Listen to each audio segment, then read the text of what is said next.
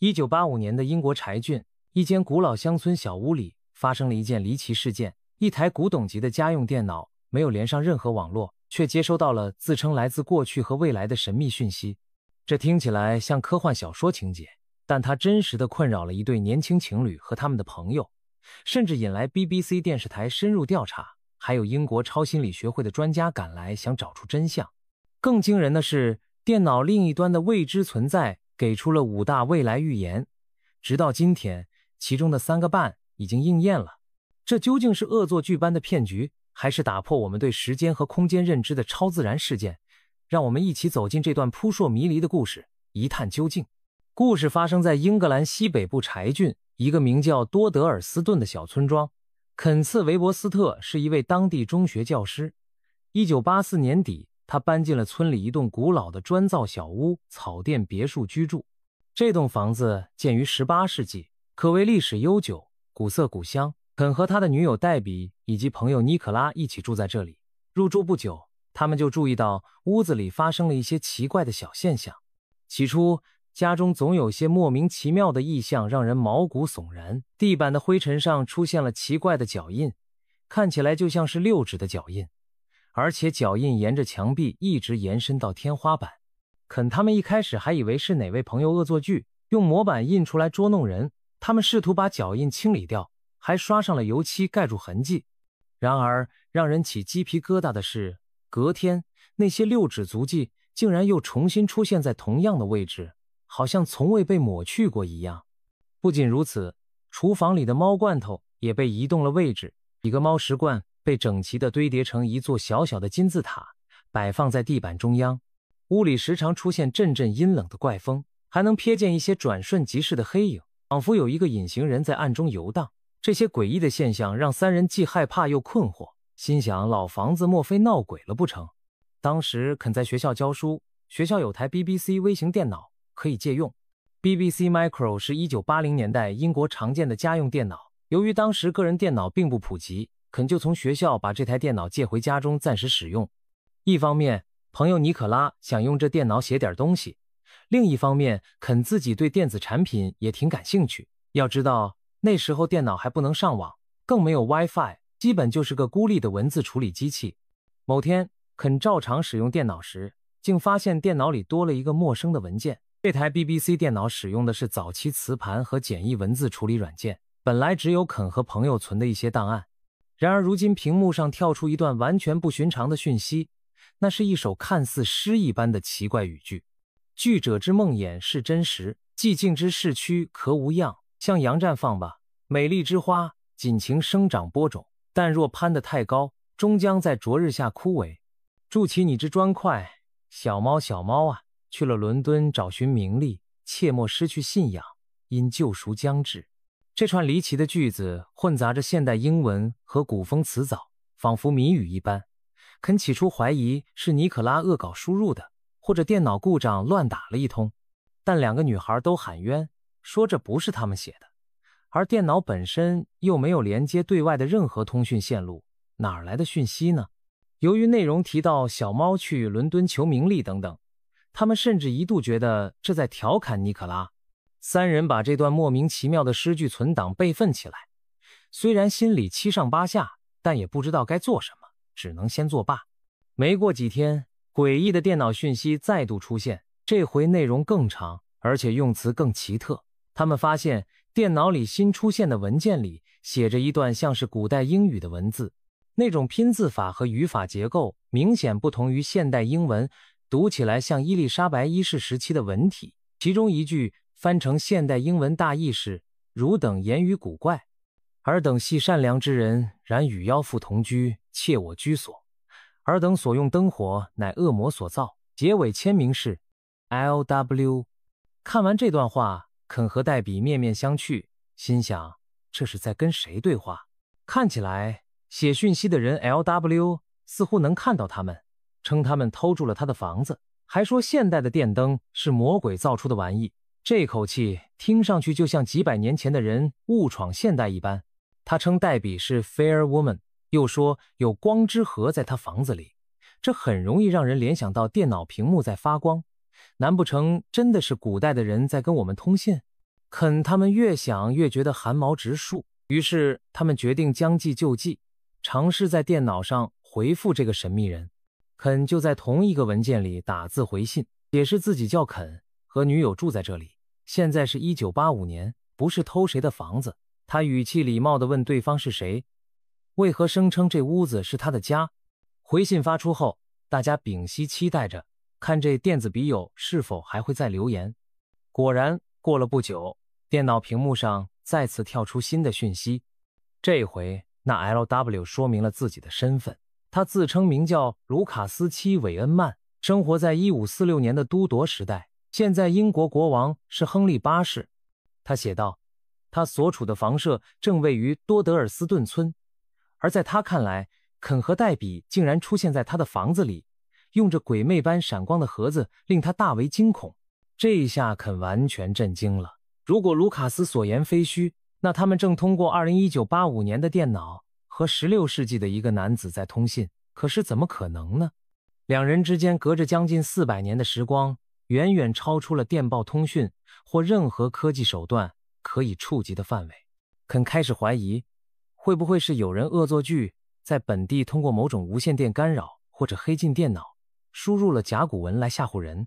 但 BBC Micro 电脑那么原始，根本没有现代意义的网络接口，更谈不上被黑客远端控制。而且电脑存的每条讯息都在硬盘上有记录，显示修改时间往往是在他们眼皮底下却没人操作的时候完成的。真要说是有人偷偷跑进来打字，难道对方会隐身？随着一次次你来我往的奇异对话，肯、黛比和那位16世纪的卢卡斯逐渐建立了某种程度的互相信任。他们在电脑上向卢卡斯解释自己其实不是恶魔，也没有偷他的房子，而是生活在好多年之后的未来。卢卡斯则对这匪夷所思的事表示震惊，但也充满好奇。他问了许多问题，比如未来的人为何会住在他的房子里，外头那些会发亮的灯是什么。肯他们则小心翼翼地回答，一点点消除他的疑虑。为了搞清楚对方是不是真的生活在都铎时代，肯和黛比也开始询问卢卡斯的背景。他们了解到，卢卡斯自称是个受过教育的人，曾在耶稣学院念书。不过这点让肯起了疑心，因为耶稣学院牛津大学是在1571年才成立。卢卡斯说他1540年代就去过，那不可能。当肯追问这矛盾时，卢卡斯过了好一阵才回复，承认他撒了个小谎，他其实是唬对方来试探，看肯是否真了解16世纪的事。后来卢卡斯改口说，他念的是牛津的布雷奇诺斯学院，而且他还几次见过当时著名的人文学者伊拉斯谟。由于学院让他删去文书里与罗马教宗有关的内容，他不肯，他不得不辍学。此外，卢卡斯提到他婚后不幸染上瘟疫，妻子和未出世的孩子都在1517年死于瘟疫，只剩他独自经营着农场过活。令人称奇的是，肯尝试验证卢卡斯描述的细节。卢卡斯常用许多16世纪英语的拼法和单字，甚至引用当时的人名地名。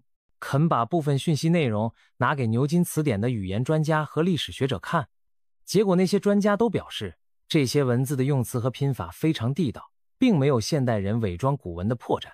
比如卢卡斯用中世纪拼法写一些单词，或描述临近市场的情形，都与16世纪背景相符。肯自己可没那么大本事编造这么多正确的古英文用语，因此如果是恶作剧者，一定是个极懂古典语言与地方史的人。而这样的人跑来一个小村庄，偷偷在没网络的电脑上写古英文，动机又是什么呢？更离奇的是，肯他们曾做过一个实验，他们在屋子里放了一张当代的照片，内容是一辆老式的汽车，试探卢卡斯能否看到并拿到。结果照片不见了。后来卢卡斯回讯息说他看到了一辆奇怪的4轮车子图画，他把它取走放在自己炉旁，但图画的边缘被火烧焦了一些。之后肯在自己屋里的一角真的找到那张照片，只是边角烧焦损毁了，庞佛真被拿到壁炉边烤过一样。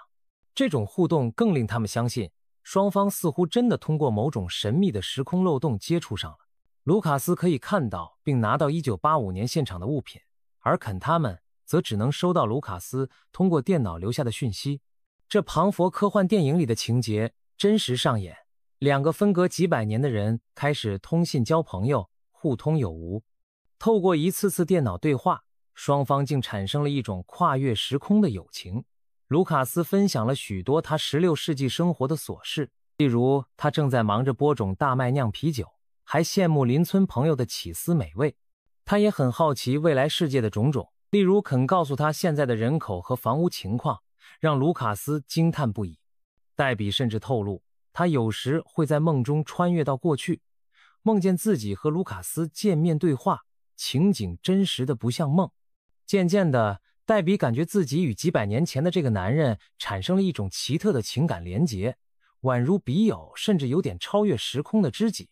这让肯心里不是滋味，他开玩笑似的吃起飞醋，毕竟自己的女朋友老跟个都铎时代的男人谈心，这实在太超现实了。故事进行到这里，本来已经够超乎常理了，但更奇怪的还在后头。有一天，卢卡斯在电脑讯息中表现得相当困惑和不安。他问肯：“你们难道不是来自2109年吗？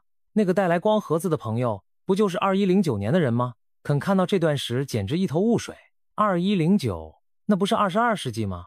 怎么又冒出个未来年份？经过交流才知道，原来卢卡斯最开始以为肯和黛比也是2109年派来的人，因为有个神秘存在把这台会发亮的盒子带给了卢卡斯，让他可以通过它与未来通讯。卢卡斯因此误以为肯也是2109年的人，或者至少跟那存在认识。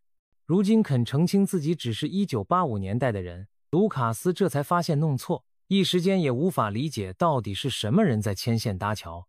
肯这边则意识到，除了卢卡斯之外，还有第三方参与了这场时空对话，而这第三方很可能就是来自未来的人。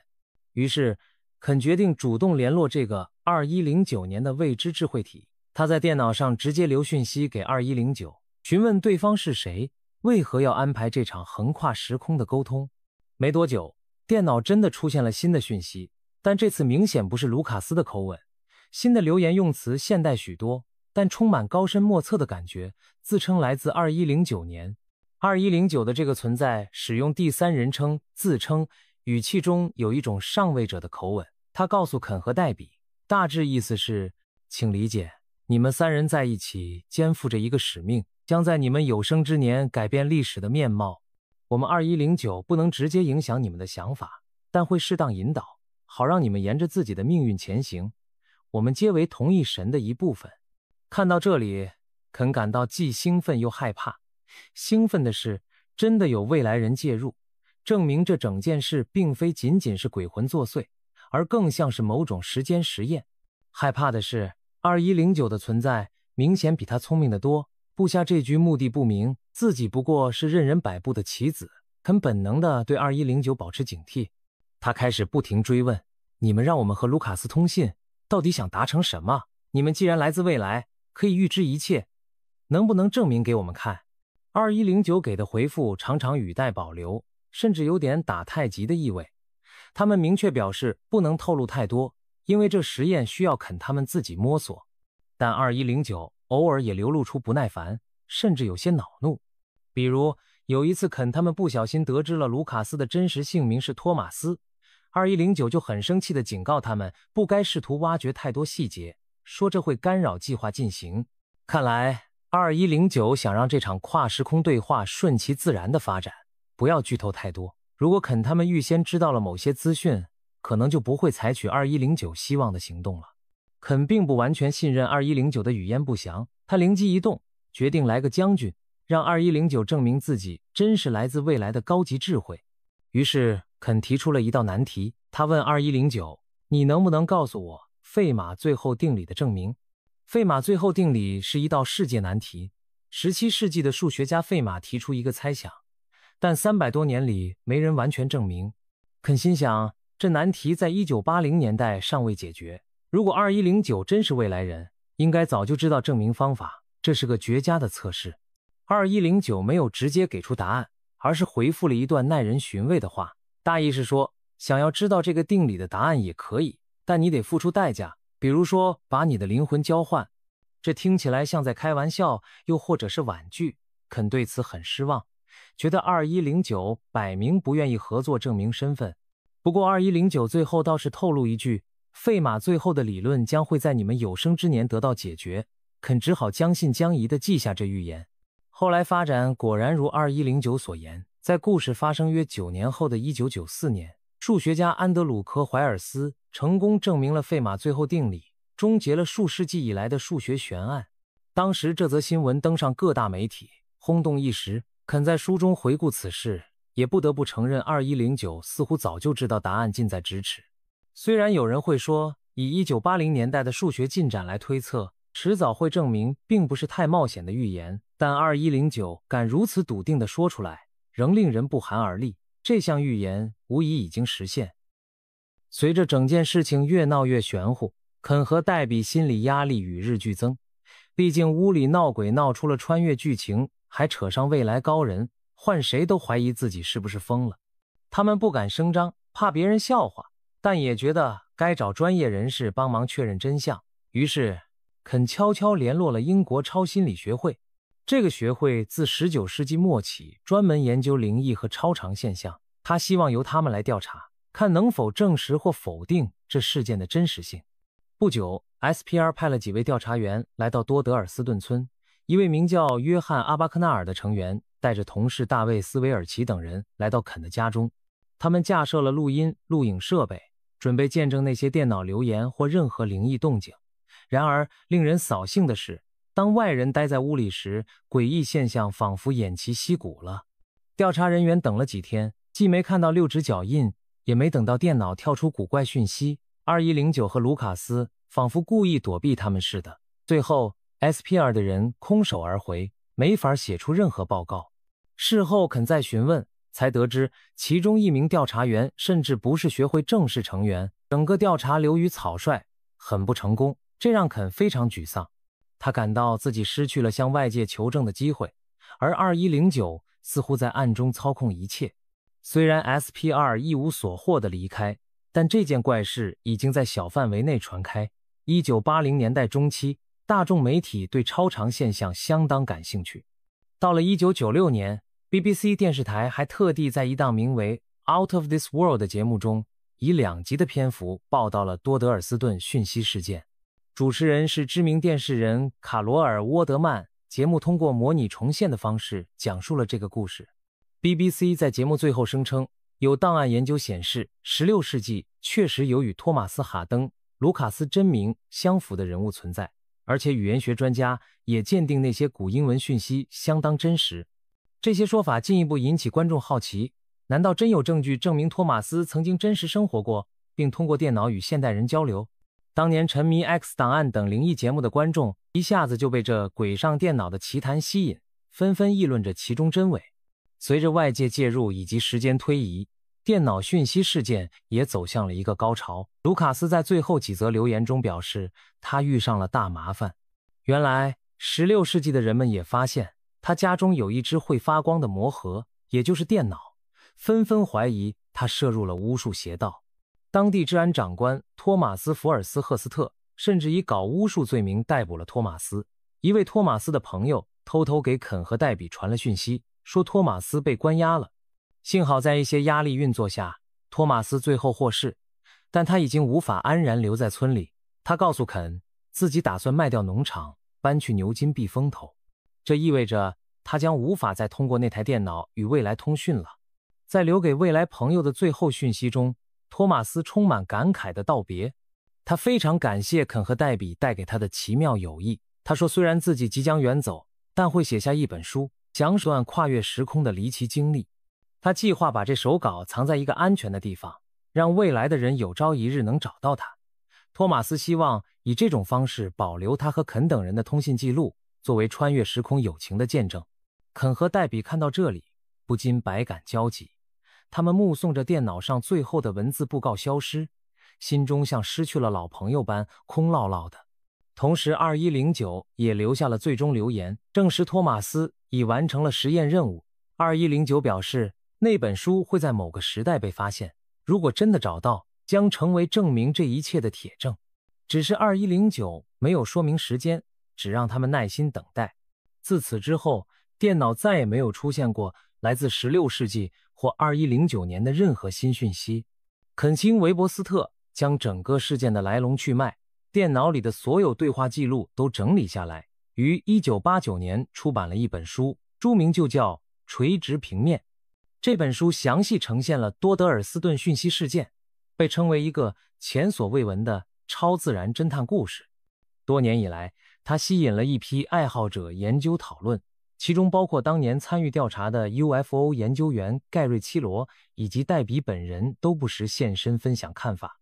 1996年后，肯又推出了垂直平面的增订新版，添加了一些新资料和他事后的反思。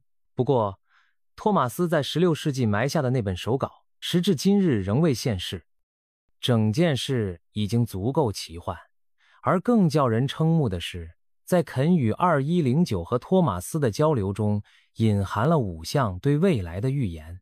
现在我们站在21世纪再回头看，其中有的应验了，有的则悬而未决。下面我们来一一梳理这5大预言以及现实情况的对照。第一，托马斯承诺留下的16世纪手稿，这可以算是一个预言。他声称会把记录他与未来通信的书稿藏起来，以待后世发现。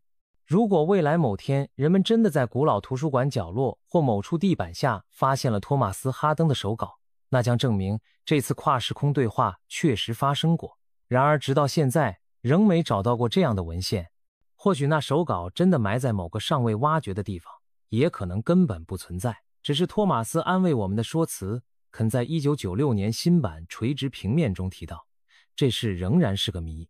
如果那本书存在，它就像一个时空胶囊，等待有缘人揭开。眼下这项预言尚未实现。第二，2109狱警房中闹鬼可能带来人身伤害。在与2109的互动中，对方曾暗示过肯和黛比，这屋子里的灵异活动不仅仅是无害恶作剧，如果继续探究下去，可能会有人被波尔特盖斯特现象所伤。所谓波尔特盖斯特，即闹鬼引发的物体移动或物理伤害。果然，在后来的某次情况中，黛比独自在家时经历了可怕的事。他感到有无形之手揪住了他的头发，用力拉扯，还有一股强大的压在他身上，让他动弹不得。虽然事后黛比没有受重伤，但也吓得不轻，头皮疼痛难忍。这可以说是预言的应验，神秘力量最终对他们造成了直接的身体伤害。幸好只是小伤，如果更严重就糟了。这也让肯更明白2109为何不希望他们过度干涉，也许弄不好真会出人命。总之，这项预警的确灵验，证实这超常现象具有一定危险性。第三，费马最后定理将在有生之年被证明。前面提到，肯要求2109证明自己是未来人，问了他们一个当时无解的数学难题。2109虽未给出证明，但留下话说，你们这一代人还活着时会见到他被证明。这听起来像是打马虎眼的回复，但结果证实2109讲对了。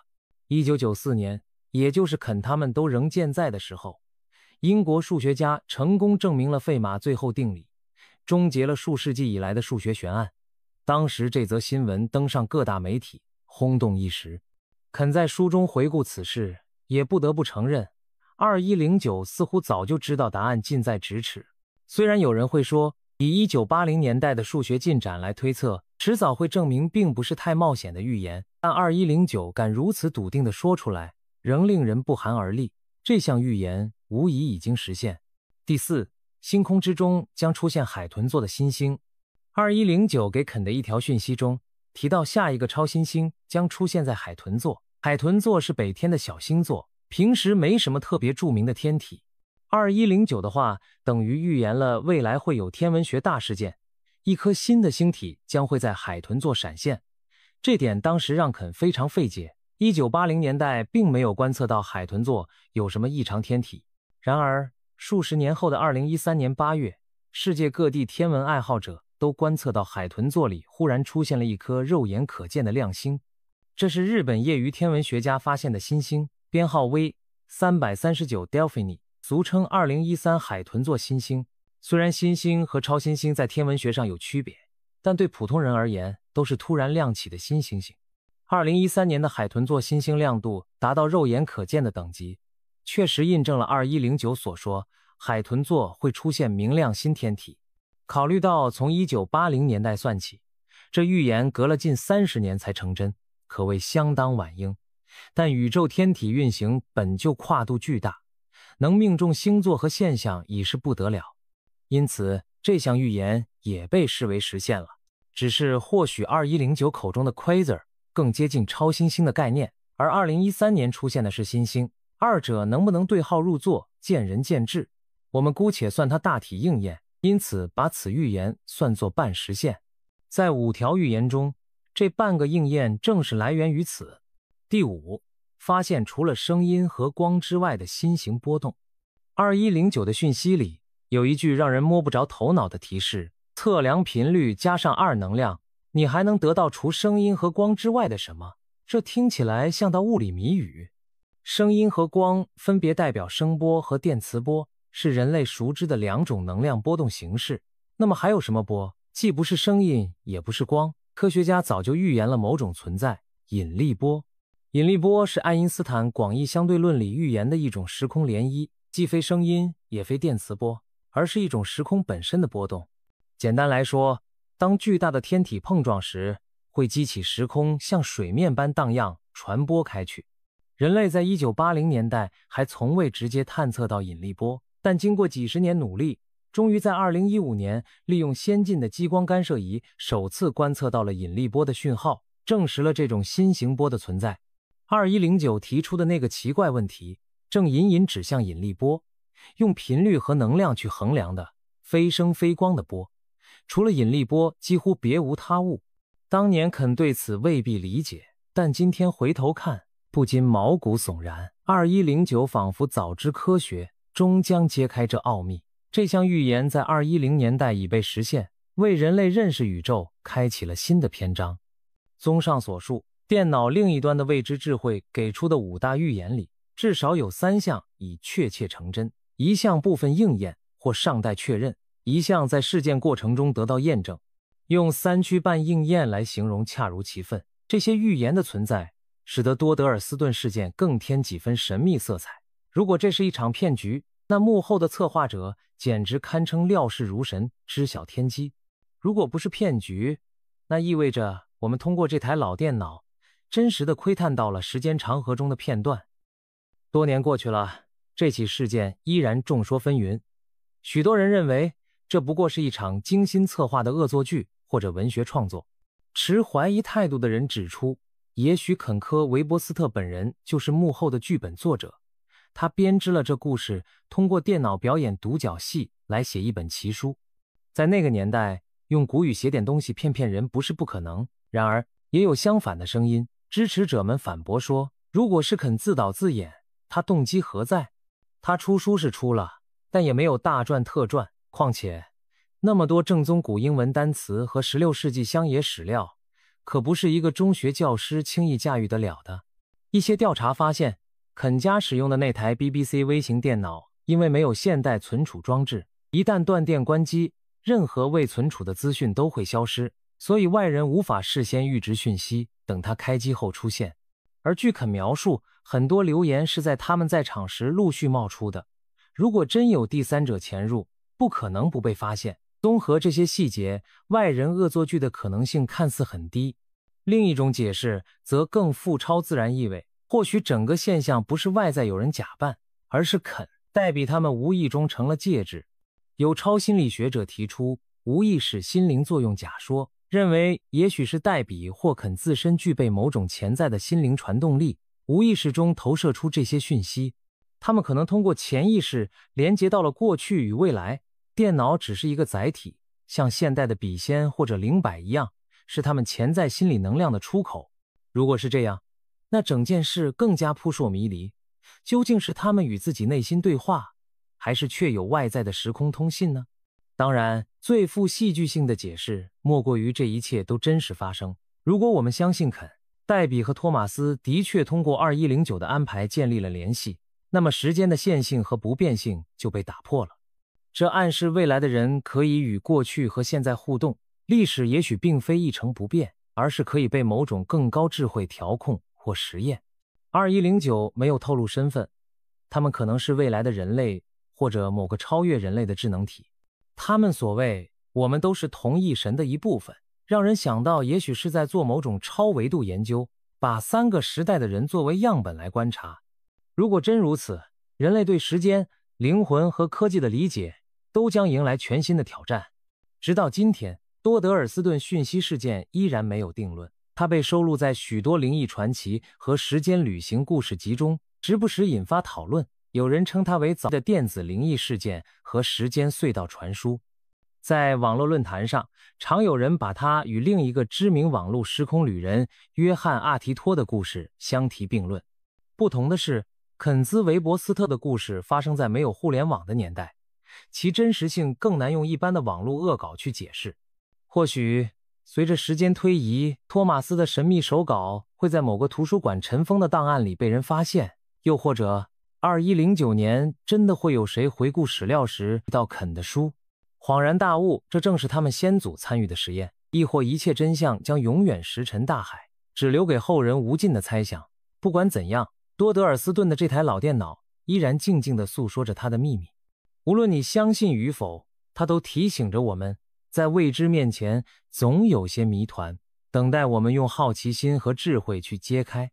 当夜深人静时，不妨想象一下，打开你家的电脑或手机，如果屏幕上突然跳出来自过去或未来的一段话，你会怎么做？也许我们离未知只差一次好奇心和想象力的点击而已。祝你好运，毕竟信仰切莫失去，因救赎将至。1985年的柴郡电脑传奇，从一连串闹鬼般的怪事开始，发展出跨越数百年的笔谈情谊，再扯出未来神秘人的实验阴影，最后留下未解的预言悬案。它像一面魔镜，映照出人们对未知的好奇与恐惧。一方面，我们渴望相信这世界有超自然的奇迹，证明时间、旅行、灵魂不灭等种种可能。另一方面，理智告诉我们保持怀疑，不要被表象迷惑。在这故事里，肯加·韦伯斯特选择了公开他的经历，把信与不信的权利交给了我们每一个读者和观众。